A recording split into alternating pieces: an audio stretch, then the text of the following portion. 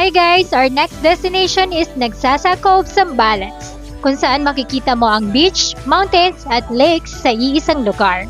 Pwede din kayo mag-camping, mag-hiking, swimming at island hopping. Paano ba kami nakapunta ng Nagsasa Cove?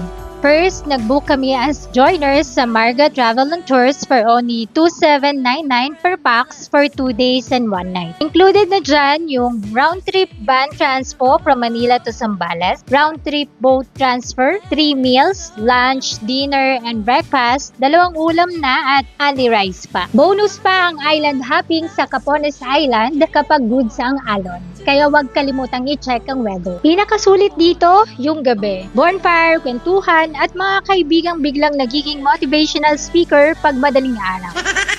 Kung gusto nyo naman ng mas exciting, umakyat kami sa bundok na katabi lang ng campsite namin.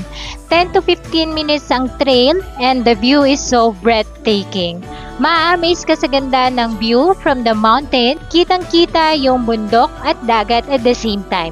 20 pesos lang ang entrance dito. This one is Nagsasa Lake. Naglakad lang kami ng 5 minutes papunta dito. Sobrang ganda talaga ng mountain view dito, lalo na sa personal. Kaya kung bibisita sa Nagsasa Cove, huwag lang magstay sa beach. Maglaan din ng oras para puntahan ang Nagsasa Lake. Ito ang klase ng lugar na hindi lang maganda sa larawan, mas maganda kapag personal mo nang nasaksihan. Fun fact, maraming campers ang pumupunta dito sa paligid ng lawa sa umaga para magmuni-muni, magkape at panoorin ang sunrise at sunset because this is the quiet part of Nagsasa Cove. That's the end of our travel guide sa Nagsasa Cove, Zambales. Kung nagustuhan nyo ang video na to, please follow my account for more travel adventures. Hanggang sa susunod nating lakbay, ingat at happy travels!